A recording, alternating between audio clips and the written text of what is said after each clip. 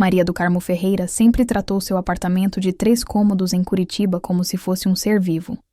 Toda vez que chegava do trabalho, passava a mão delicadamente pela moldura da porta, como quem cumprimenta a casa. Ela herdou o apartamento dos pais. Teto com menos de 3 metros de altura. Piso de madeira colocado em 1939. Paredes com meio metro de espessura. Um verdadeiro ninho de família, onde até o ranger do assoalho era familiar e reconfortante. Depois da morte do marido, Maria do Carmo morava nesses cômodos espaçosos com o filho, Renato. Trabalhava como contadora em uma construtora, muitas vezes ficando até tarde, mas sempre encontrava tempo para preparar o jantar para o filho. Renato cresceu mimado, acostumado desde pequeno a conseguir tudo o que queria. Talvez fosse culpa dela. Ela tinha um carinho excessivo pelo único filho e depois da morte do pai, não teve força para dizer não a ele. Maria do Carmo preferia não perceber que seu filho estava se tornando um homem que acreditava que o mundo deveria girar ao seu redor. Quando Renato apresentou sua noiva, Juliana, para a mãe, Maria do Carmo teve sentimentos contraditórios. Por um lado, a nora parecia muito quieta, até mesmo submissa. Por outro, o jeito calmo da moça poderia equilibrar o temperamento do filho. Juliana trabalhava numa biblioteca, tinha 2 faculdades e falava com voz baixa e melodiosa.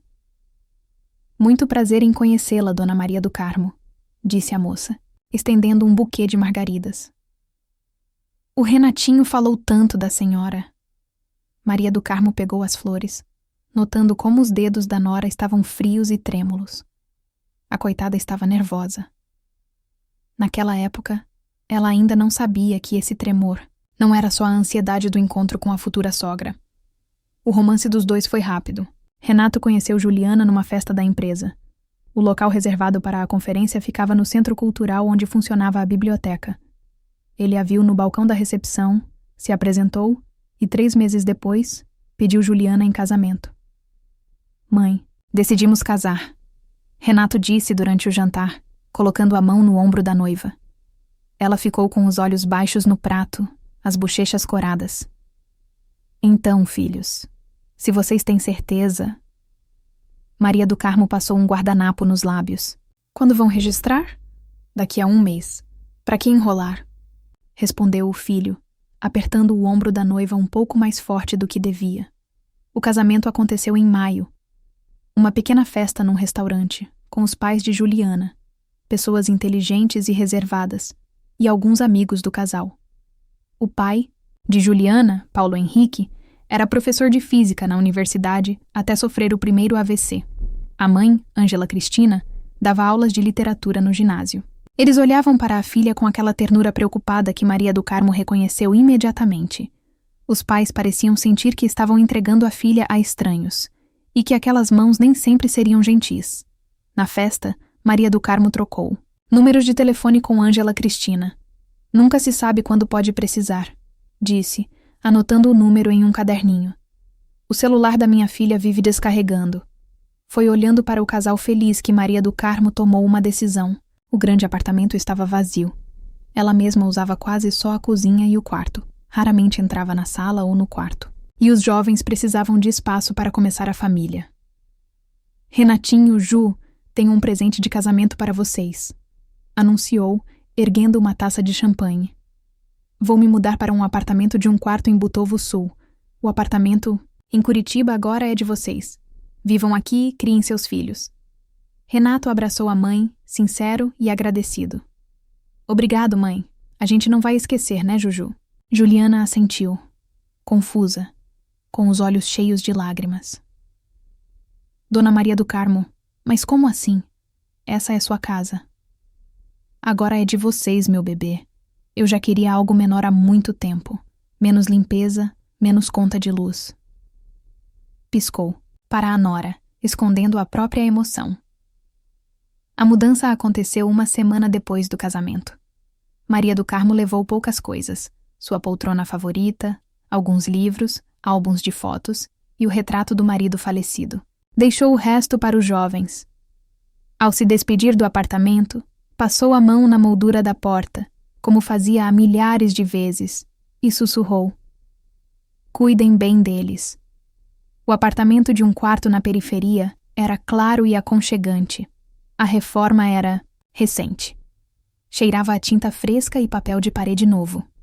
Maria do Carmo se adaptou rápido e fez amizade com a vizinha, a aposentada animada Dona Lourdes, ex-funcionária do Ministério do Interior. Ela deu para Maria do Carmo uma arma de choque para a segurança de uma senhora idosa numa área residencial. O presente foi guardado na cômoda e esquecido com segurança. Nos primeiros meses, os recém-casados ligavam frequentemente, convidando-a para visitar. Maria do Carmo aparecia com tortas, ajudava a nora a se acostumar com a cozinha nova e contava histórias sobre o apartamento. Aqui, no parapeito da janela, o Renatinho montou um laboratório, misturando água de colônia com tinta guache. Você consegue imaginar o que aconteceu, Ju? E ela apontava para o piso de madeira perto da janela. Em 1943, caiu um pedaço de um canhão antiaéreo. O avô do Renato, meu sogro, fez o concerto ele mesmo. Juliana ouvia atenta, fazendo perguntas cheias de interesse, mas Renato só acenava com a mão, afastando o assunto.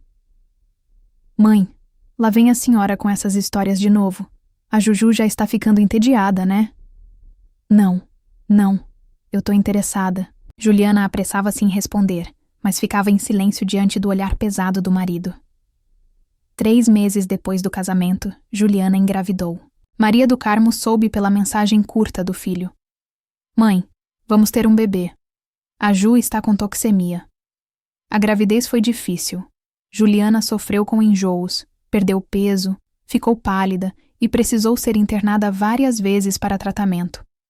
Maria do Carmo se ofereceu para ajudar, mas Renato sempre respondia: a gente consegue cuidar disso sozinho, não precisa se preocupar. Caio nasceu em janeiro. Um menino grande e saudável, com pulmões poderosos. O choro dele encheu todo o apartamento, de um cômodo ao outro. Maria do Carmo foi buscá-lo na alta hospitalar. Trouxe um ursinho do tamanho dela e uma cesta cheia de coisas de bebê. Ele é a cara do Renatinho, disse emocionada, olhando para o neto. Era um herói assim também. Mas nos olhos de Juliana, ela percebeu não só ternura materna, mas um cansaço profundo, quase assustador. Renato estava perto, segurando um buquê e batendo impacientemente o pé no chão de asfalto. Tá frio. Vamos para casa logo. Ju, chamei um táxi. Não tem mais o que esperar. Em casa, enquanto ajudava Juliana a desempacotar as coisas, Maria do Carmo perguntou: como o Renato ajuda com o bebê? Juliana estremeceu, como se tivesse levado um golpe. Ah, claro. Ele só se cansa no trabalho. E o Caio é muito barulhento. O Renato não consegue dormir direito. Maria do Carmo captou um tom na voz dela que não gostou nada, como se Juliana estivesse dando desculpas por algo que não tinha feito. Sabe, Ju, bebê pequeno é sempre difícil. Se precisar, me chama a qualquer hora. Eu vou ajudar.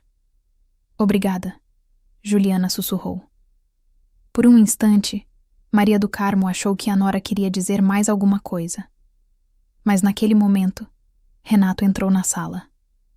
Mãe, a senhora ainda está aqui? A gente precisa descansar. Primeiro dia em casa, né? Sim, claro, já vou. Maria do Carmo beijou Juliana na bochecha. Se cuida, Juju. Ao sair do prédio, ela se virou para olhar as janelas do apartamento, como se pressentisse algo, mas afastou os pensamentos inquietantes. Era só desconfiança materna. O filho ia crescer, se acostumar com a paternidade. Tudo ficaria bem. Só na porta do seu apartamento de um quarto, Maria do Carmo lembrou como a nora estremeceu quando Renato esbarrou no ombro dela sem querer. Essa reação, esse medo instantâneo e inconsciente, lhe trouxe uma lembrança. Era assim que sua própria mãe tremia quando o pai chegava em casa bêbado. Eu vou cuidar deles, prometeu Maria do Carmo, ao abrir a porta. No seu pequeno apartamento, Juliana mal sabia que teria que cumprir essa promessa muito antes do que imaginava. As primeiras semanas com o recém-nascido Caiquinho transformaram o espaçoso apartamento em Curitiba numa verdadeira zona de guerra. Os choros do bebê cortavam o silêncio nos momentos mais inesperados, Ecoavam pelo teto alto e pareciam se perder nas paredes. Juliana, com os olhos vermelhos de tanto sono, corria entre o berço, a cozinha e o banheiro, tentando entender o que o filho precisava. Por que ele está chorando de novo? Renato estava sentado na cozinha com as mãos na cabeça. Pela terceira noite seguida, não conseguira dormir direito antes do dia de trabalho. Não sei, Juliana sussurrou, embalando o bebê. Pode ser cólica? Ou os dentinhos? Que dentes? Ele tem só 1 mês. Renato largou a xícara na mesa, com força. As olheiras embaixo dos olhos faziam-no parecer um animal acuado. Tenho 3 horas de trabalho pela frente. 3 horas, Ju. E eu já não durmo direito há 3 dias. Vou tentar levá-lo para o quarto dos fundos. Juliana. Apertou Caiquinho no peito e se apressou para a saída da cozinha. E de que adianta? Renato se levantou abruptamente, bloqueando o caminho dela. Você acha que eu não escuto ele chorando através dessas paredes? Faça algo para calar esse bebê. Essa é sua obrigação. Juliana recuou instintivamente, protegendo o filho. Renatinho, eu estou tentando. De verdade. Estou tentando. Não é suficiente. Ele bateu o punho na mesa, fazendo a louça saltar. Talvez minha mãe estivesse certa quando disse que você não estava pronta para ser mãe. Era mentira. Maria do Carmo Ferreira nunca tinha dito algo assim. Pelo contrário, ela sempre elogiava a paciência e a doçura de Juliana com o filho. Mas Renato começou a usar o nome da mãe como forma de pressão, sabendo o quanto Juliana a respeitava. Eu consigo dar conta. Foi tudo o que a jovem conseguiu dizer, sentindo um nó na garganta. Ela passou a noite no quarto dos fundos, embalando Caiquinho e chorando em silêncio. De manhã, Renato saiu para o trabalho batendo a porta sem se despedir. Juliana ficou sozinha com o bebê no enorme apartamento, onde cada rangido do piso agora a deixava ansiosa. A partir daquele dia, uma primeira rachadura apareceu no relacionamento deles. Frágil, quase imperceptível, mas que a cada dia se tornava maior. Com 2 meses, Caiquinho ficou um pouco mais calmo. Começou a dormir mais à noite. Juliana esperava que a vida deles melhorasse, mas Renato já tinha se acostumado a fazer papel de vítima. Voltava do trabalho tarde, muitas vezes com cheiro de álcool, criticando tudo. Da bagunça no apartamento à maneira como Juliana enrolava o bebê. Você nem consegue fazer isso direito, ele dizia, observando a esposa trocar a fralda. As mãos dela tremiam. Desculpa. Ela respondia automaticamente, embora soubesse que estava fazendo tudo certo.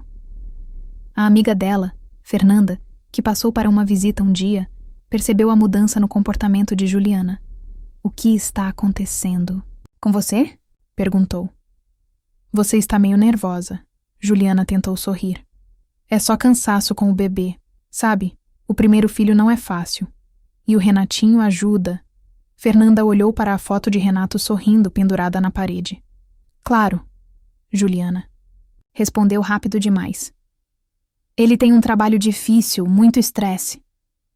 Fernanda quis falar mais, mas o telefone tocou. Juliana olhou para a tela e seu rosto mudou imediatamente. Sim, Renatinho. A voz dela ficou mais baixa, quase submissa. Não, lembro sim. Claro, já vou preparar tudo. Sim, a Fê passou rapidinho. Tá bom, vou avisar que você vai se atrasar. Depois de desligar, ela começou a recolher as xícaras da mesa, apressada. Renato vai se atrasar. Tem reunião? Juliana falou. Fê, desculpa. Ainda tenho umas coisas para fazer em casa. Posso ajudar. A amiga ofereceu, mas Juliana balançou a cabeça. Não, eu faço. Obrigada pela visita. Depois, que Fernanda foi embora, Juliana tirou carne da geladeira para o jantar, mesmo sabendo que o marido dificilmente voltaria antes da meia-noite. Ela cozinhava, limpava, lavava, como se tentasse criar um lar perfeito, onde ninguém pudesse achar defeito. Caiquinho dormia no berço, e Juliana ia até ele de tempos em tempos, só para garantir que tudo estava bem. Será que eu estou realmente fazendo algo errado? Esse pensamento a visitava cada vez mais. Renato era tão convincente nas acusações que ela começou a duvidar da própria capacidade, como mãe e esposa. Com o passar dos meses, Juliana quase parou de falar com as amigas. Ignorava as ligações de Fernanda. Mensagens dos antigos colegas da biblioteca ficavam sem resposta. Renato insistia que encontros com amigas eram perda de tempo, que ela devia se dedicar à família. Não sei nem o que você quer conversar. Ele resmungava quando Juliana mencionava o convite para o aniversário da Fernanda. Ficar falando: besteira, você tem filho, que festas? É só um café no barzinho. Juliana começava a explicar, mas parava diante do olhar pesado dele. Se está tão entediada em casa, que tal visitar minha mãe? Ele sugeria. Pelo menos ela vai te ensinar a ter juízo e manter a família unida. Juliana ouvia nas palavras dele uma alfinetada da sogra, embora, nas raras vezes em que se encontravam, Maria do Carmo Ferreira fosse sempre simpática. E até preocupada com ela. Ju, você perdeu peso. A sogra dizia, olhando bem para o rosto abatido da nora. Você precisa descansar mais. Quer que eu fique com o Caiquinho no fim de semana? Ele fica com a vovó e vocês dois descansam. Não, obrigada. Juliana recusava rápido. Estamos dando conta. O bebê está só um pouco inquieto. Ela tinha medo de deixar o filho com a avó, não por não confiar em Maria do Carmo Ferreira, mas porque não queria ficar sozinha com o marido.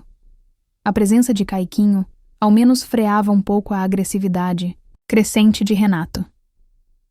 Numa noite, quando Caio já dormia profundamente, Renato chegou mais cedo do que o normal. Cheirava a perfume caro e a um cheiro estranho. Juliana estava na cozinha, vendo fotos do filho no celular, o único lazer que permitia a si mesma. Por que está no celular de novo?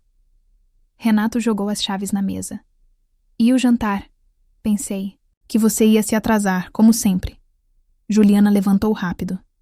Já vou esquentar. Ele imitou o gesto. Nem cozinhou? Passou o dia inteiro no celular? Não, Renato, só não consegui dormir durante o dia. Não fique inventando desculpa. Ela respondeu. Renato se aproximou, encostando nela. Não tá na hora de parar de se esconder atrás do filho? Eu trabalho o dia inteiro, sustento vocês, e quando chego em casa não tem nem comida. Tem umas almôndegas na geladeira. Juliana recuou até o fogão e começou a fazer a sopa. Eu preparei tudo de manhã. Por que não estão na mesa? Ele agarrou o pulso dela. Por que eu tenho que ficar revirando a geladeira depois de um dia de trabalho? Renato, está doendo. Ela sussurrou, tentando soltar a mão dele. Doía mesmo. Você acha que não dói em mim ver como minha mulher negligencia a família? O rosto dele estava muito perto. Juliana sentiu o cheiro de álcool e percebeu que o marido não tinha só bebido durante o jantar. Ele estava bêbado. Eu já vou fazer tudo. Ela tentou falar com calma, para não demonstrar medo. Só me solta, Renato. Ele não respondeu. Apertou ainda mais o pulso dela e a puxou para perto. Talvez você devesse parar de mandar em mim dentro da minha casa. Esta não é sua casa. As palavras escaparam antes que Juliana pudesse pensar. Esta é a casa da sua mãe. O tapa queimou sua bochecha de repente. Juliana nem viu o movimento. A cabeça dele virou para o lado, e ela ouviu um zumbido nos ouvidos. Instintivamente, cobriu o rosto com a mão livre e recuou até a parede. Renato parou, olhando para a palma da mão, como se não acreditasse que tivesse acabado de bater na esposa. Um lampejo de medo cruzou o rosto dele, mas logo deu lugar à raiva. Você pediu por isso. Não ouse falar isso. Ele a soltou e saiu da cozinha, batendo a porta com força. Juliana deslizou até o chão, pressionando a mão na bochecha que ardia. As lágrimas escorriam pelo rosto, mas ela tinha medo de chorar alto. E se o Caiquinho acordasse? E se o Renatinho ficasse bravo de novo?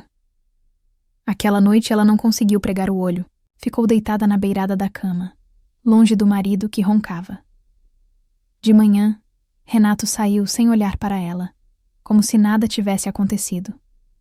No banheiro, Juliana olhou para a bochecha vermelha no espelho e pensou que talvez fosse culpa dela.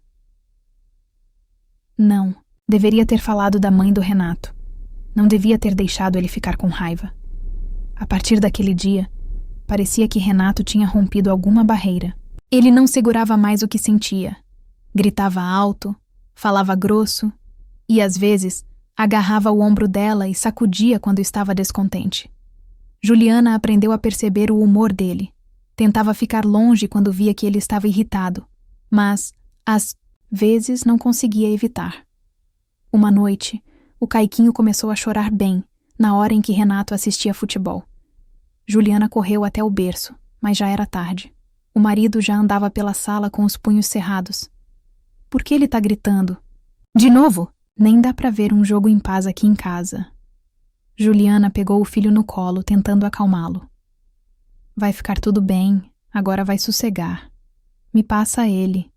Renato estendeu as mãos para a criança. Eu mesmo vou cuidar. Não. Juliana deu um passo para trás, abraçando o Caiquinho contra o peito. Pela primeira vez, ela enfrentou o marido abertamente. Não encosta nele. Você tá bêbado. Ela viu a expressão dele mudar da surpresa para a raiva. Ele deu um passo à frente. O que você disse? Fica longe da gente? Juliana foi recuando até encostar as costas na parede. Por favor, Renatinho, eu vou acalmá-lo. Ele vai dormir logo. Renato olhou para ela por um tempo, virou de repente e saiu da sala. 1 minuto depois, a porta da frente bateu. Ele saiu do apartamento. Juliana caiu lentamente no chão, embalando o Caiquinho quietinho, e deixou as lágrimas saírem. Aquela era a primeira vez em meses que ela se permitia chorar. Renato voltou depois da meia-noite, claramente bêbado. Juliana fingiu estar dormindo enquanto ele se jogava pesadamente na cama. Mas o sono não veio. Ela ficou ouvindo a respiração dele, pronta para pular da cama ao menor sinal de perigo. De manhã, enquanto se preparava para o trabalho, ele perguntou, como se nada tivesse acontecido. O que tem no café da manhã? Juliana colocou silenciosamente um prato de omelete na frente dele. No ombro dela havia uma marca roxa, uma mancha escura de um aperto recente. Vestígio da briga anterior. Renato estava andando sem olhar para ela. Será que seus pais querem ver o neto? Convida eles para vir no fim de semana. Juliana congelou, sem acreditar no que ouviu. Nos últimos meses, Renato tinha feito de tudo para impedir que ela se comunicasse com os pais, arrumando várias desculpas para cancelar as visitas. É sério? Perguntou ela com cuidado. Você se importa? Por que eu ia me importar? Ele deu de ombros, fingindo não dar importância. Que venham no sábado, então. Tudo bem. Juliana sentiu uma pontada de esperança. Será que Renato percebeu que estava passando dos limites? Será que a presença dos pais dela poderia ajudar de alguma forma? Ela ligou para a mãe assim que o marido saiu. Mãe, vem com o papai no sábado, tá? Foi o Renatinho que sugeriu. Claro, filha. O Caiquinho cresceu tanto. Faz tempo que não te vê. A voz de Ângela Cristina soou preocupada. Como você está? Estamos com saudade. Estou bem. Juliana engoliu o nó na garganta. Tudo bem. Venham às 3. Eu vou fazer uma torta. Depois de desligar, ficou por um longo tempo na janela, olhando as árvores do quintal se espalharem. Algo dizia que o súbito desejo de Renato de ver o sogro e a sogra não era bom sinal, mas ela não tinha escolha. À noite, Renato voltou de bom humor. Até comprou uma garrafa de vinho para o jantar de sábado com os pais dela. Juliana tentou não demonstrar ansiedade, mas passou a noite inteira tendo pesadelos em que tentava esconder Caiquinho de uma ameaça invisível. Na sexta-feira, véspera da visita dos pais, aconteceu o que ela tanto temia. Renato chegou tarde, do trabalho, claramente mal-humorado. Jogou a pasta no canto e tirou os sapatos com irritação. Cadê o jantar? Tá no fogão. Juliana corria pela mesa, arrumando os pratos. Já vou servir. Por que não tá na mesa? A voz dele soava baixa e ameaçadora. Você não sabia que horas eu chegaria. Achei que você ia ligar. Juliana sentiu um arrepio na espinha. Você disse ontem que ia chegar tarde. Então é minha culpa? Renato se aproximou. Mas, uma vez você tá jogando a culpa do doente no chão. Não foi isso que eu quis dizer. Ela se afastou para o fogão e pegou uma concha. Já tá quase pronto. Já é tarde demais. Ele arrancou a concha da mão dela e jogou longe. Queria chegar em casa e jantar direito. Não é pedir muito esperar uma comida quente da esposa. Renatinho, por favor. Juliana levantou. As mãos como se defendesse. O Caio acabou de dormir. Vamos fazer silêncio. E agora eu também tô fazendo barulho? Ele agarrou os ombros dela e sacudiu. Quer que eu vá morar fora de casa então, já que tô te incomodando? Não foi isso que eu disse. Juliana exclamou desesperada. Vamos só jantar em paz. Tá tudo pronto, de verdade. Ela tentou se soltar, mas Renato segurou firme. O rosto dele se contorceu de raiva. Não me manda no que eu faço. Com um movimento rápido, ele a acertou no olho com o punho. Juliana perdeu o equilíbrio. Foi jogada contra a parede e bateu a parte de trás da cabeça com força. A visão escureceu. Ela sentiu enjoo. Pelo zumbido nos ouvidos, ouviu a voz assustada do marido. Juju, você tá bem? Ela focou o olhar com dificuldade.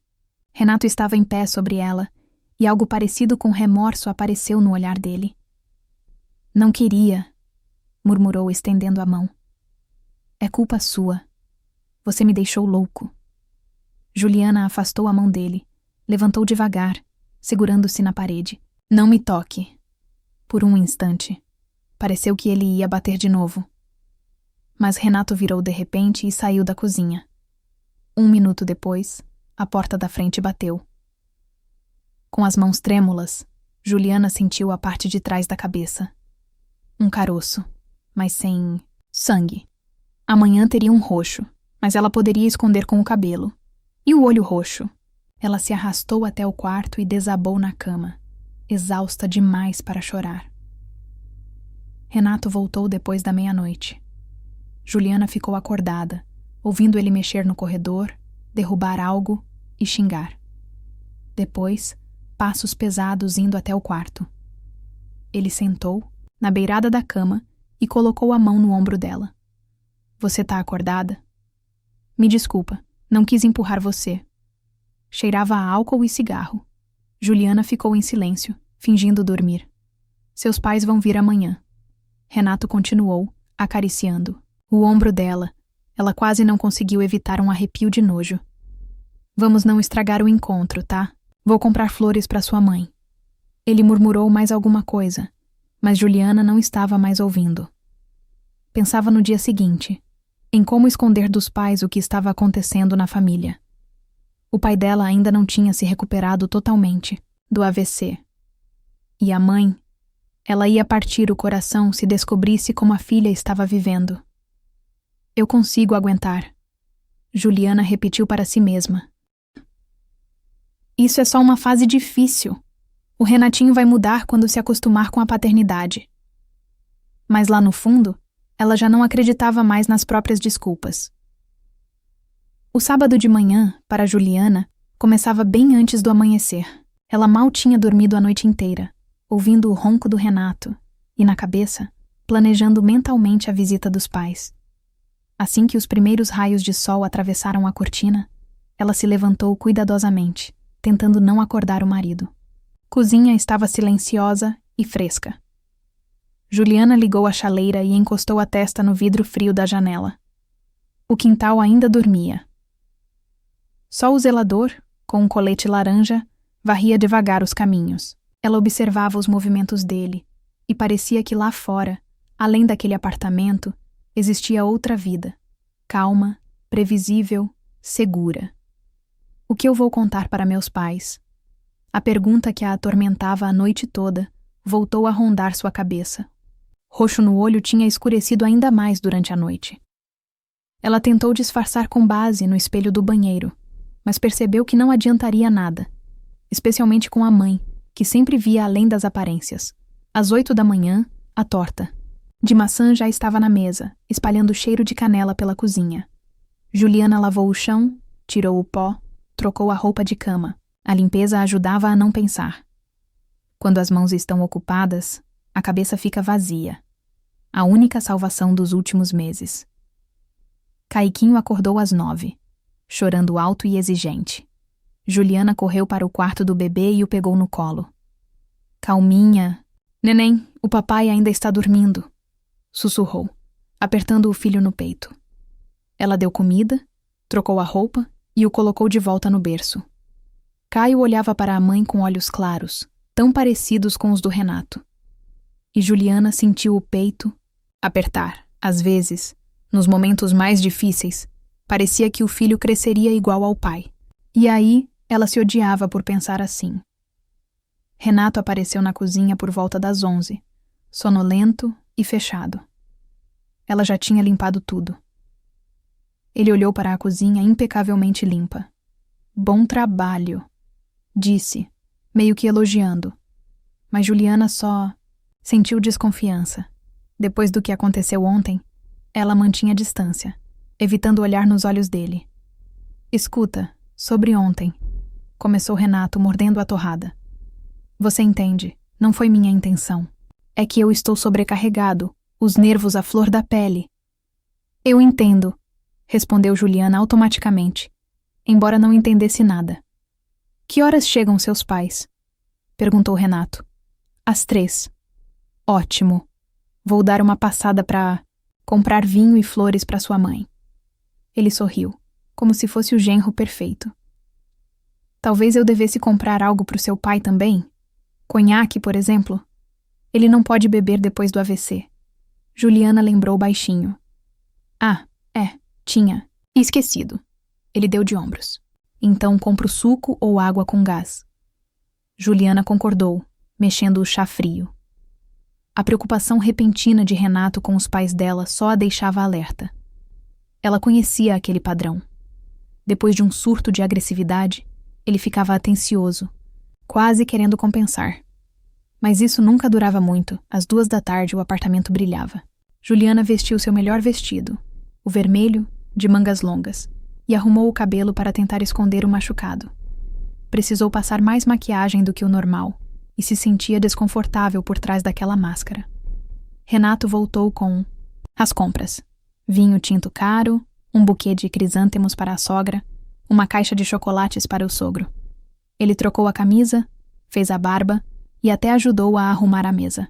De fora, pareciam uma família jovem e perfeita, preparando a casa para receber convidados queridos. Você podia passar um pouco de base para disfarçar o roxo, Renato comentou, examinando o rosto dela com um olhar crítico. Muito visível. Tentei. Juliana se virou, sentindo um nó na garganta. Não adianta mais. Tá bom, vamos fingir que você caiu no banheiro. Ele ajeitou a gola da camisa na frente do espelho do corredor. Escorregou e bateu na pia. Parece plausível. Juliana assentiu em silêncio. Ela mesma tinha inventado essa história naquela manhã. Mas ouvir Renato dizer aquilo com tanta naturalidade era insuportável. Exatamente às 3 horas, o telefone tocou e bateram na porta. Juliana estremeceu, como se tivesse levado um choque. Renato colocou a mão no ombro dela, apertando ligeiramente, como um aviso ou apoio. Sorria, Juju. Está tudo bem com a gente, certo? Ele disse. Ela sorriu, tensa, e foi abrir a porta. Os pais estavam ali na soleira. Ângela Cristina, com um grande buquê, e Paulo Henrique, apoiado em uma bengala. Depois do AVC, ele emagreceu. Estava abatido, mas os olhos continuavam atentos, percebendo tudo. O pai nunca foi de falar muito, mas o silêncio dele sempre carregava um significado. Ângela abraçou Juliana forte, e ela gemeu involuntariamente por causa da dor no ombro machucado. A mãe logo se afastou e analisou seu rosto. O que houve com você? Emagreceu tanto? Está tudo bem, mãe. Juliana tentou sorrir. Só não tenho dormido direito com o bebê. Entrem, tirem os casacos. Ela ajudou os pais a tirar os casacos, tentando virar o rosto machucado para a parede, mas nada escapava ao olhar atento da mãe. O que foi no seu olho, Ju? Ângela perguntou baixinho, enquanto Renato ajudava o sogro a tirar o casaco. Nada. Juliana desviou o olhar, repetindo a mentira preparada. Escorreguei no banheiro e bati a cabeça na pia. Besteira. A mãe olhou com desconfiança, mas não insistiu. Cuidado! Onde está meu neto? Ele ainda está dormindo no quartinho. Juliana mudou de assunto com alívio. Deve acordar agora. Renato chegou, agora mais simpático. Ângela, Paulo, que bom vê-los! Ajudou o sogro com o casaco, apoiando o cotovelo dele. Paulo se movia devagar, com cuidado para mexer as pernas. A mão direita, afetada pelo AVC, ainda tinha dificuldades para obedecer. Olá, Renato. Cumprimentou o genro com um aperto de mão. Como vai o trabalho? Tudo ótimo. Renato pegou as sacolas das mãos da sogra. Juju, ajuda a mamãe a tirar o casaco que eu levo as coisas para a cozinha. A sala recebeu os pais com um calor aconchegante e cheiro de bolo recém-assado.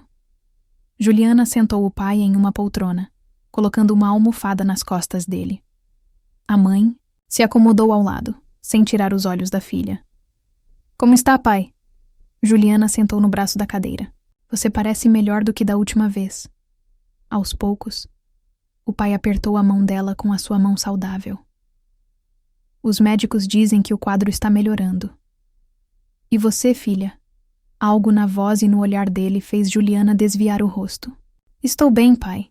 Estou me acostumando com a maternidade. Onde está o Caiquinho? A mãe olhou ao redor, como se estivesse esperando. Vou acordar ele agora, disse Juliana, levantando-se. Ele geralmente dormia depois do almoço. Saiu do quarto sentindo o coração acelerado. Era como se os pais dela enxergassem tudo, como se não houvesse mais como esconder a verdade. E estava ficando cada vez mais difícil manter a fachada de uma vida familiar feliz. No berçário, Caio já não dormia mais. Estava deitado no berço, olhando para o móbile pendurado. Quando viu a mãe, sorriu com aquele sorriso sem dentes, e Juliana sentiu as lágrimas brotando nos olhos. Olá, meu anjinho. Ela sussurrou pegando o filho no colo. A vovó e o vovô vieram te ver. Você vai virar um mocinho. Caio resmungou, como se concordasse, e Juliana o abraçou com mais força. Às vezes, parecia que só por esses momentos ela continuava vivendo. Pelo calor do peso da criança nos braços, pelo sorriso dele, pelo cheiro do shampoo de bebê no cabelo. Quando voltou para a sala com Caio, Renato já estava arrumando os petiscos na mesa. Sorriu ao ver o filho. Olha só quem acordou o nosso herói! Vai lá com os avós e se mostre, disse Ângela, sorrindo radiante ao estender as mãos para o neto. Deixa eu pegar esse neném. Juliana entregou Caio, e a avó ficou admirando. O bebê dizendo, como você cresceu! Está virando um homem de verdade. Paulo observava o neto da cadeira, sorrindo discretamente. Depois, mancando, foi até o berço e ficou um bom tempo olhando os brinquedos cuidadosamente arrumados ao redor. Aqui vocês têm tudo bem ajeitado, comentou baixinho, satisfeito. Renato se endireitou, como se estivesse sendo elogiado. A gente se esforça, Paulo. Não economizamos nada para a família. O jantar não foi nada agradável. Renato era o anfitrião perfeito. Servia vinho, contava histórias engraçadas do trabalho e elogiava as conquistas do filho. Juliana estava tensa, esperando a qualquer momento que aquela aparência de harmonia desmoronasse. Os pais estavam estranhamente calados, principalmente o pai, que mal tirava os olhos da filha. Ângela tentava puxar assunto, perguntando sobre os vizinhos, os planos para o verão, mas suas perguntas pareciam ficar no ar, sem resposta.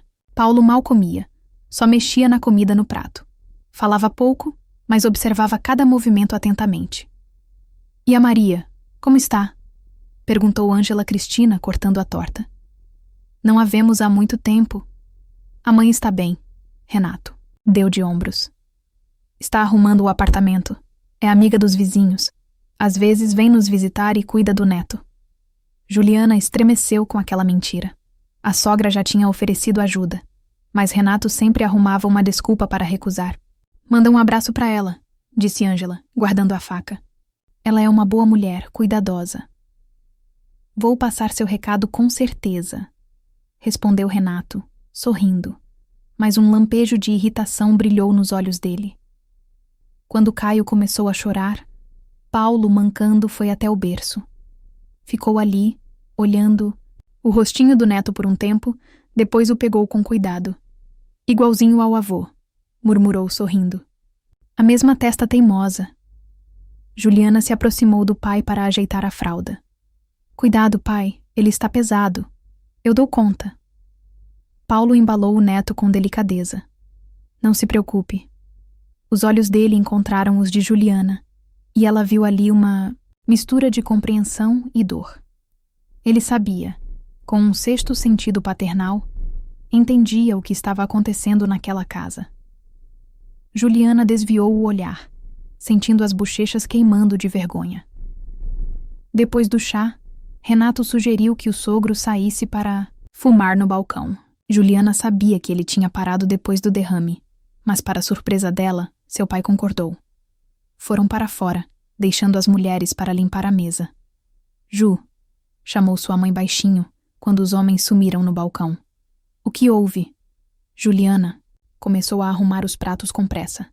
Está tudo bem. Esse machucado... Você não caiu no banheiro, né? Juliana congelou sem levantar os olhos. Mãe, sério, tá tudo bem. Foi culpa minha. A voz da mãe tremia.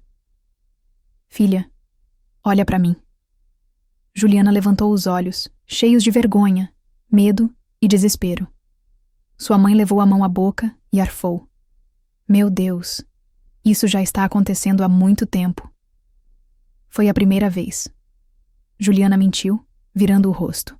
Ele não quis, só me empurrou e eu caí de um jeito estranho. A primeira vez nunca é a última. Ângela segurou as mãos da filha. Ju, você tem que sair daqui. Faça as malas, leve o Caio e venha para nossa casa. Para onde?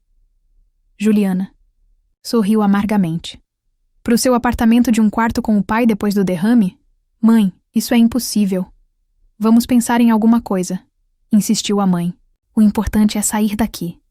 Eu não vou sair. Juliana soltou as mãos da mãe. Esse é o nosso apartamento.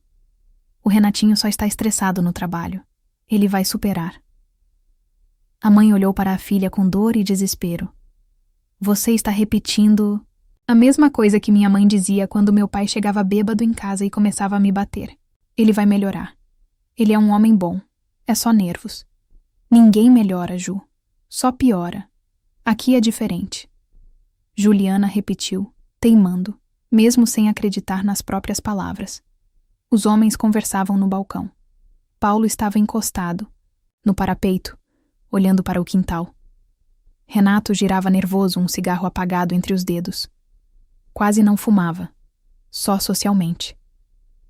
O tempo está bom hoje. Renato começou, tentando puxar conversa.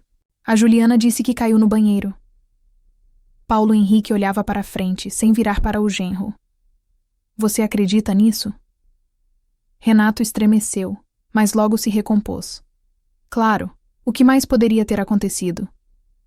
Eu não sei. O sogro se virou e Renato viu uma fúria gelada no olhar dele. Talvez o marido dela tenha levantado a mão para ela, Paulo Henrique. Renato sorriu nervoso. Você não acha que eu... Eu não acho. Eu sei. Seu sogro o interrompeu calmamente. Eu já vi gente como você. Trabalhei com adolescentes difíceis na escola. Conheço todos os sinais. Ouça. Renato começou a se irritar. Isso é assunto meu e da Ju. Assunto de família. Ninguém deve se meter. Paulo Henrique se endireitou, mesmo sentindo dor na perna machucada. E eu não vou deixar que você a machuque. E o que o senhor vai fazer? Renato olhou com desprezo para a figura frágil do sogro. Vai me bater com a bengala? Paulo Henrique não respondeu. Só lançou um olhar longo e avaliador que deixou Renato inquieto. Vou lembrar de uma coisa. Finalmente disse o sogro. Se algo acontecer com a Juliana ou com o Caio, eu vou encontrar um jeito de acertar as contas com você, mesmo que seja a última coisa que eu faça na vida. Ele se virou e, apoiando-se fortemente na bengala, voltou para o apartamento. Renato ficou no balcão, segurando o parapeito até os nós dos dedos ficarem brancos. A ameaça do sogro não o assustou. Que mal poderia fazer um velho doente? Mas era incômodo. Ele estava acostumado a se sentir no controle da situação, e ali um professor meio paralisado tentava ameaçá-lo. Voltando para a sala, Paulo Henrique encontrou o olhar da esposa. Um sinal invisível pareceu passar entre eles. Ângela assentiu, quase imperceptivelmente. Já está na hora da gente ir, anunciou levantando-se. Obrigada pelo convite, Juju. Já vão embora? Juliana olhou para o relógio confusa. Vocês acabaram de chegar. Papai tem sua rotina, lembrou a mãe baixinho. Não pode se esforçar demais. Renato voltou do balcão, ainda sombrio depois da conversa com o sogro. Vai logo. Quer mais chá? Não, obrigado. Ângela começou a arrumar a bolsa. Se despediram no corredor. Ângela abraçou a filha forte, sussurrando no ouvido dela. Se acontecer alguma coisa, ligue pra gente a qualquer hora. A gente vem, disse seu pai, acariciando a cabeça do neto. Depois, se virou para a filha. Se cuida, Juju. Havia tanta dor não dita na voz dele que Juliana quase não conseguiu segurar as lágrimas. Renato acompanhou os sogros até o elevador, fingindo ser um genro atencioso. Quando voltou, afundou no sofá com um suspiro alto. Finalmente. Achei que nunca iam embora. Juliana recolheu silenciosamente os restos dos petiscos da mesa. Seu pai está realmente mal. Renato continuou, servindo-se de um pouco de conhaque. Mal consegue andar e ainda quer fazer pregação sacrificial. Como assim? Juliana desconfiou. Nada. Ele deu de ombros. O velho simplesmente pirou de vez. Falou um monte de besteira comigo na varanda. Juliana congelou, segurando o prato. Que besteira! Não importa. Renato tomou o conhaque de um gole só e fez uma careta. Deixa pra lá, ligou a TV, fingindo que o assunto estava encerrado. Juliana foi para a cozinha, pensando no que poderia ter acontecido na varanda entre seu pai e o marido. Algo claramente aconteceu. Renato voltou de lá muito tenso. Depois de sair do prédio, sua mãe e seu pai caminharam em silêncio por um tempo. Só depois de se afastarem o suficiente da casa, sua mãe perguntou: O que você acha? Ele bate nela, respondeu Paulo Henrique, seco. E não é a primeira vez. Eu sabia. A mãe fechou as mãos em punho. O que vamos fazer? Ela não quer sair. Está com medo. O pai apoiou-se fortemente na bengala. E ela tem razão. Esse cara é perigoso. Talvez eu deva denunciar à polícia? E o que eles vão fazer? O pai sorriu amargamente. Sem um boletim de ocorrência feito pela própria Juliana, nada. E você sabe como funciona isso? Eles continuaram, andando devagar até o metrô, cada um perdido em seus pensamentos. De repente, a mãe parou. Tenho o número da mãe dele, Maria. Ela me deu no casamento. Disse que a gente nunca sabe quando pode precisar. Você acha que ela vai ajudar? O pai balançou a cabeça, duvidoso. Mãe sempre defende o filho. Nem sempre, discordou Ângela. Ela me pareceu uma mulher sensata e ama o neto. Chegaram a um banco no parque. Ângela pegou um caderninho na bolsa e folheou as páginas. Aqui achei. Vamos ligar para ela. Paulo assentiu e Ângela discou no celular. Depois de alguns toques, uma voz feminina profunda atendeu. Alô, Maria? Aqui é Ângela Cristina, mãe da Juliana. Nos conhecemos no casamento. Sim, sim, lembro de você, respondeu surpresa. Aconteceu alguma coisa? Acabamos de sair da casa da Ju e do Renatinho. Ângela respirou fundo. A Ju está com um olho roxo. Ela diz que caiu no banheiro. Mas não caiu. A voz de Maria do Carmo Ferreira ficou dura. Renato bateu nela? Sim, achamos que sim. Ângela trocou olhares com o marido. A Ju não admite, mas os sinais estão todos lá. Não sabemos o que fazer. Ela não quer sair dele. Houve uma pausa pesada na linha. Eu vou resolver. Finalmente disse Maria, com tanta firmeza que Ângela se sentiu aliviada. Obrigada por ligar. Tem certeza? Talvez a gente devesse... Não, interrompeu Maria com voz firme. Eu cuido do meu filho. Voltem para casa e não se preocupem. Após desligar, Ângela olhou para o telefone por um tempo. Você acha que ela vai mesmo fazer alguma coisa? Pelo tom, acho que sim. Paulo respondeu pensativo, batendo com o dedo na perna. Maria estava sentada em seu apartamento de um quarto, olhando sem pensar para a TV, onde passava uma série sentimental. Uma caixa de biscoitos estava no colo, mas ela não tinha vontade de comer. Só alguns minutos haviam se passado desde a ligação de Ângela, mas pareceram uma eternidade. Os pensamentos embaralhados pulavam de um assunto para outro. O filho, Renatinho, tinha levantado a mão contra a esposa.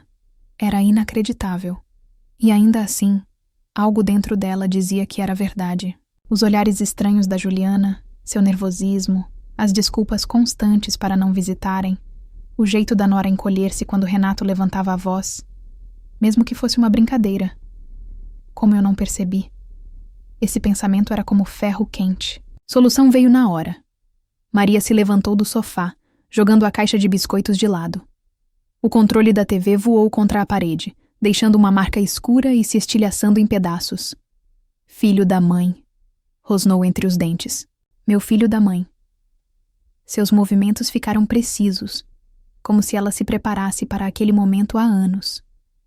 Pegou um agasalho e tênis do armário. Não os que usava para ir ao mercado, mas um par caro de corrida, comprado a conselho do médico, para as corridas matinais que nunca aconteceram. Trocou de roupa rápido, como uma soldado em alerta. Escolheu uma bolsa grande com alça larga. Tirou da cômoda um aparelho de choque, presente para a vizinha Dona Lourdes. Para sua segurança, disse, entregando o dispositivo. Maria tinha rido na hora, mas aceitado o presente. Conferiu a carga. O indicador estava verde. No bolso do casaco, sentiu o molho de chaves do apartamento do filho, que guardava para emergências. No corredor, parou diante do espelho. Uma mulher grande, com olhar determinado e lábios apertados, olhava para ela na reflexão. 120 quilos de raiva materna, vestida de agasalho e pronta para esmagar quem cruzar seu caminho. Disse para o próprio reflexo. Ninguém mexe com minha família, nem que nem seja da minha família. Renato estava na sala, terminando o resto do conhaque. A visita dos sogros deixara um gosto amargo, especialmente aquela conversa na varanda. O velho teve a audácia de ameaçá-lo dentro da própria casa. Que ele tente algo, pensou, sombrio, servindo mais uma dose. Juliana entrou devagar com uma bandeja com xícaras de chá, tentando não chamar atenção. O que está mexendo aí? Renato perguntou irritado, sem tirar os olhos da TV. Está batucando nos pratos. Desculpa, respondeu Juliana automaticamente, pousando a bandeja na mesa de centro. Achei que você ia querer chá. Renato zombou. Olha o que eu estou bebendo. Não precisa pensar muito. Juliana ficou parada, sem saber se pegava as xícaras ou deixava ali. Qualquer decisão podia provocar mais irritação. Seu pai me fez um desserviço. Renato falou de repente, largando o copo. Você acredita? O velho teve a coragem de me dar uma palestra. O quê? O que ele disse? Juliana perguntou cautelosa, sentando na beira do sofá. Não importa, ele resmungou. Mas na minha casa ninguém me manda como viver. Ninguém. Entendeu? Juliana assentiu, olhando para o chão. Ela conhecia aquele tom. Prenúncio de tempestade. Melhor ficar calada. E sua mãe estava lá também. Renato continuou, esquentando-se. Olhou para mim como se eu fosse um criminoso. O que você falou para eles? Nada. Juliana respondeu apressada. Não disse nada. Você está mentindo. Renato se virou bruscamente para ela. Deve ter reclamado quando eu estava na varanda. Sobre esse maldito hematoma. Eu disse que caí no banheiro. Juliana se afastou um pouco. Sinceramente, Renatinho, você está mentindo. Ele repetiu, mas com menos convicção. Embora, talvez eles tenham percebido sozinhos, sua mãe sempre foi esperta demais. Terminou o conhaque num gole só e fez uma careta. Dane-se eles, mas não deixo eles entrarem aqui de novo. E proíbo você de ir até eles. Juliana assentiu em silêncio, sentindo um nó subir na garganta. Perder a última gota foi a oportunidade de ver meus pais. Ela fechou os punhos, as unhas cravando nas palmas das mãos. Isso me ajudou a não chorar. Eu avisei para eles não se meterem na nossa vida. Renato sorriu com arrogância. Principalmente, seu pai. Que ele agradeça por eu não ter jogado ele porta afora quando estava doente. Juliana levantou a cabeça. A raiva brilhou nos olhos dela. Nem pense em falar do meu pai assim. O quê? Renato olhou para a esposa surpreso. Vai me dizer o que fazer? Desculpa. Juliana recuou na hora, abaixando os olhos de novo. Eu não queria. Por isso ele se encostou no sofá. Melhor trazer mais conhaque para ter coragem. Coragem? Juliana perguntou de novo. Pra quê? Pois é, isso mesmo. Ele sorriu estranho. Vai que precisa. Maria saiu do táxi na entrada conhecida. O motorista olhava com interesse enquanto a mulher robusta de moletom ia decidida para a porta. Quer que eu espere? Gritou ele. Você parece que vai sair batendo em alguém. Não precisa, respondeu Maria por cima do ombro. Vou voltar na ambulância, ou na viatura da polícia. Ela não estava brincando. Os piores cenários rodavam na cabeça dela, e em nenhum deles o filho saía impune. O elevador subia absurdamente devagar. Maria batia o pé, impaciente, olhando os números piscando. O coração apertado, como se tivesse uma pedra dentro. Renato era seu único filho, a luz na janela depois da morte do marido. Ela lhe deu tudo: amor, cuidado, atenção.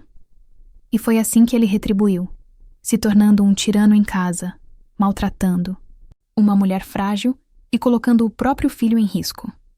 Onde foi que eu errei? Essa pergunta a perseguiu sem parar, desde que desligou o telefone depois de falar com Ângela. O elevador finalmente parou no andar certo. Maria saiu e seguiu para a porta conhecida. Os passos dela ecoavam no corredor vazio. Da porta ao lado vinha o som da TV.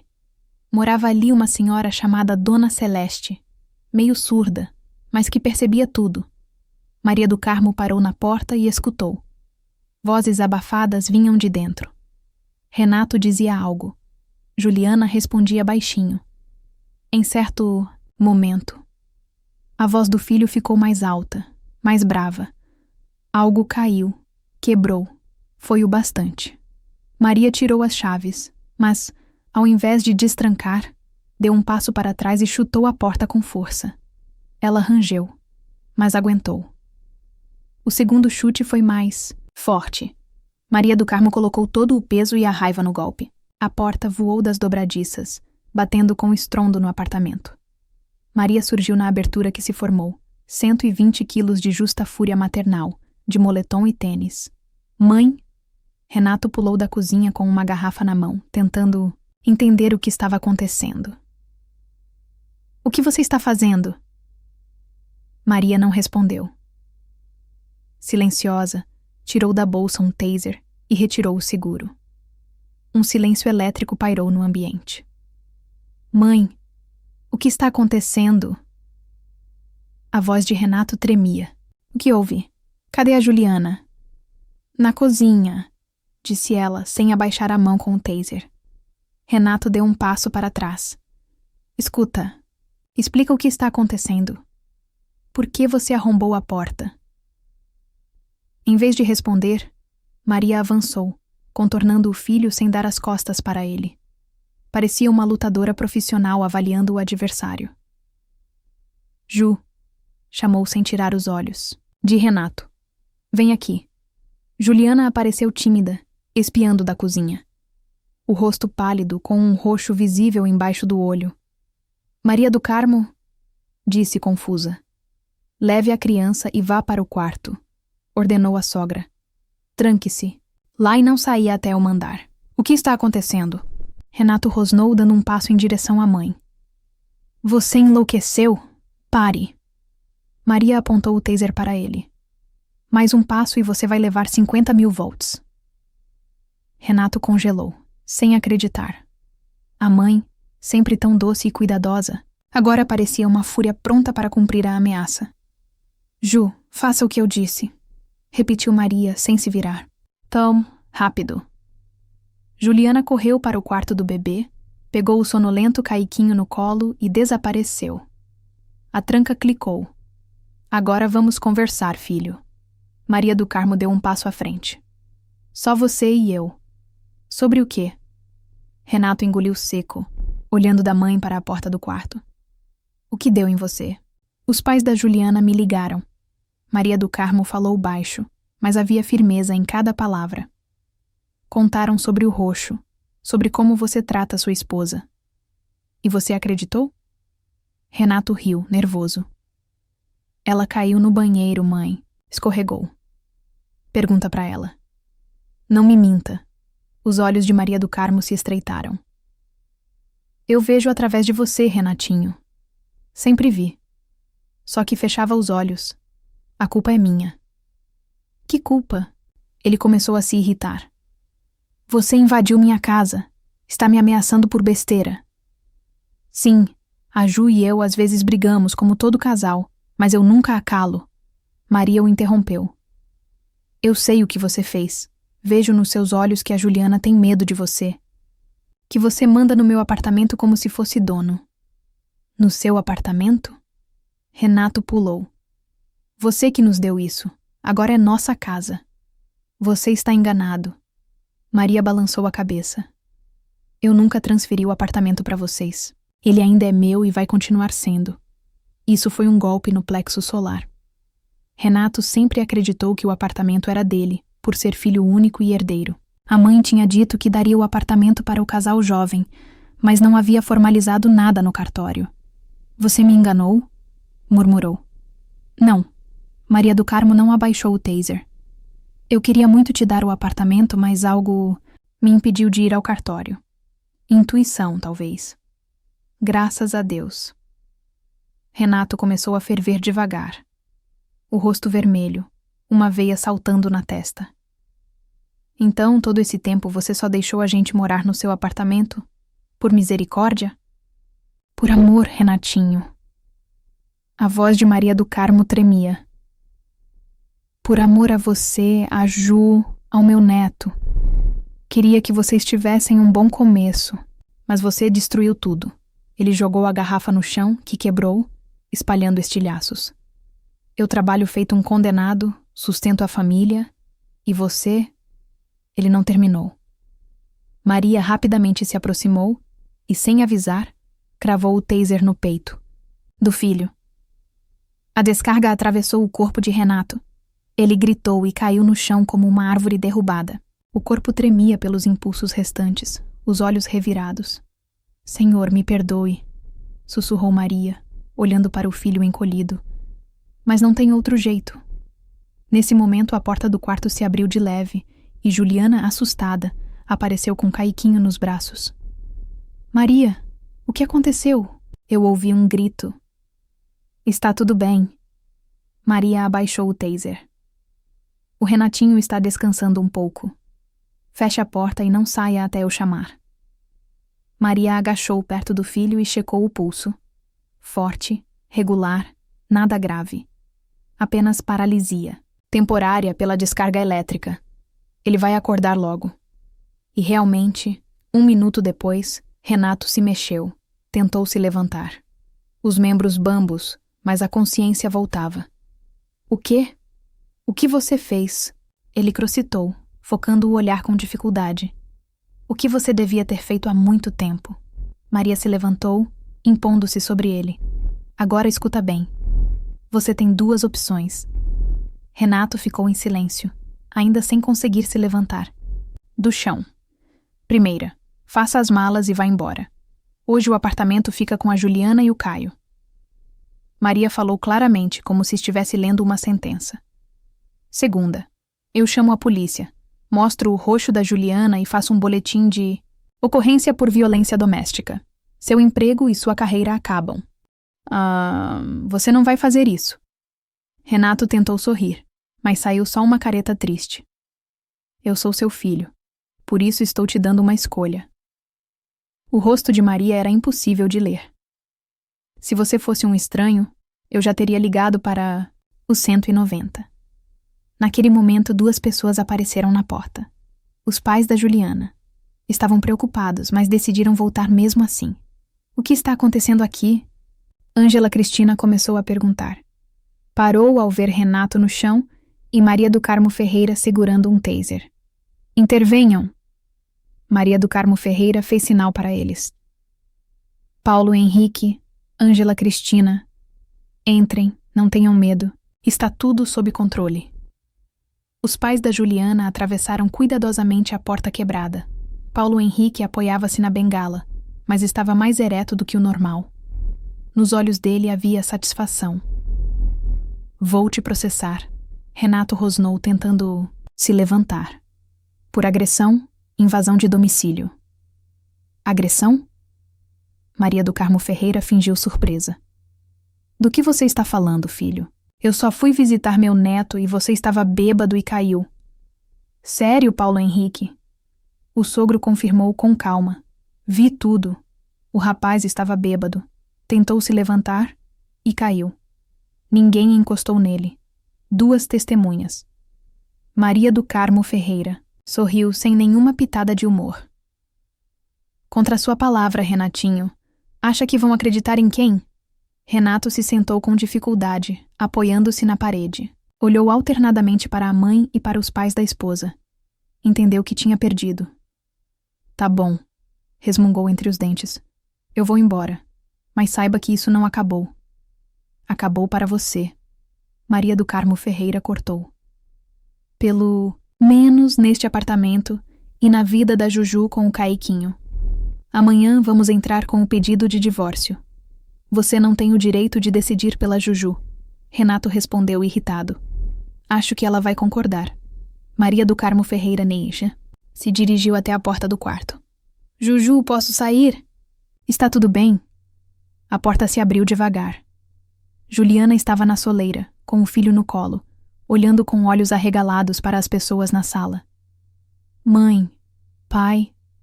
Ela olhou dos pais para a sogra, sem entender o que estava acontecendo. Está tudo bem, filha. Ângela Cristina se aproximou, abraçando-a pelos ombros. Agora vai ficar tudo bem. O Renatinho está indo embora, disse Maria do Carmo Ferreira, olhando firme para a nora. Para sempre. O apartamento vai ficar seu e do Caiquinho. O quê?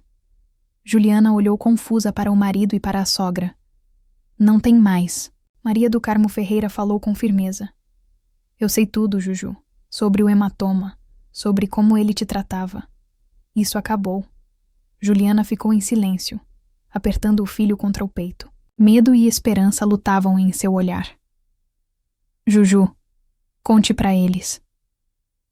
Renato tentou se levantar, mas as pernas ainda não obedeciam direito. Diga que não foi assim, que você caiu no banheiro. Juliana olhou para o marido por um longo instante. Algo dentro dela se quebrou. O último fio que a ligava àquele homem. Não, Renatinho, ela falou, calma e firme. Eu não caí. Você me bateu. E não foi a primeira vez. Essas palavras pareceram soltar um peso, uma verdade guardada, por muito tempo. Juliana caiu em lágrimas, que escorriam pelo rosto. Ângela Cristina a abraçou mais forte. Paulo Henrique colocou a mão no ombro dela. Renato olhou para a esposa com ódio. Traidora, eu fiz tudo por você, e você me desrespeita. Mais uma palavra, e eu vou usar o taser de novo. Maria do Carmo Ferreira interrompeu. Agora faça as malas. Você tem 10 minutos. Ela ajudou o filho a se levantar e o levou até o quarto. Uma bolsa esportiva já estava pronta. Maria do Carmo Ferreira parecia ter previsto esse desfecho. Prepare só o essencial, repetiu. O resto seus amigos vão buscar. Renato pegou as roupas do armário e jogou na bolsa de forma mecânica, com movimentos bruscos e imprecisos. Os efeitos da descarga elétrica ainda estavam visíveis. "Para onde eu vou?" perguntou sem olhar para a mãe. "Tem um galpão na zona industrial?" Maria do Carmo Ferreira tirou um molho de chaves do bolso e jogou na cama. "Tem um sofá lá, um aquecedor. Você vai morar lá até achar um apartamento." "No galpão." Renato olhou para a mãe, desconfiado. "Tá brincando comigo?" "Não, filho."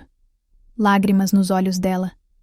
"Estou tentando te salvar da cadeia, de você mesmo. Não tem outra saída." Quando voltaram para a sala, Juliana estava sentada no sofá, cercada pelos pais. Caiquinho dormia no colo dela, alheio ao drama que acontecia ao redor. "Estou pronto," Renato disse sem emoção, pegando a bolsa. "Tá bom." Maria do Carmo Ferreira concordou. "Paulo Henrique, você não vai levar meu filho até a porta? Quero falar com a Juju." O sogro assentiu em silêncio e se levantou, apoiando-se na bengala. "Vamos, rapaz. Deixa eu te ajudar com a bolsa." Renato lançou um olhar irritado, mas ficou quieto. Saíram para o hall, onde vizinhos curiosos já se aglomeravam, atraídos pelo barulho. "O que aconteceu?" perguntou Dona Celeste, espiando pela porta do apartamento. "Por que a porta está arrombada?" A fechadura travou.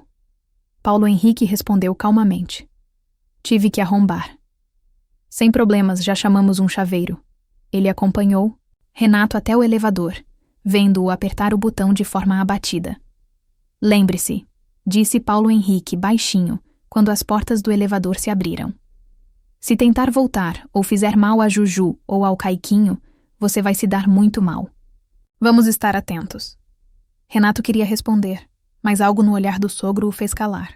Aquele homem inteligente, embora frágil, parecia um adversário perigoso. Entrou no elevador em silêncio e apertou o botão do primeiro andar. Quando as portas se fecharam, Paulo Henrique suspirou e encostou-se na parede. O coração batia forte e a mão que segurava a bengala tremia. O divórcio foi finalizado 1 mês depois. Agora, Renato aluga um apartamento de 1 quarto na periferia, paga pensão e vê o filho aos sábados. Maria do Carmo Ferreira, como prometido, deixou o apartamento para o neto,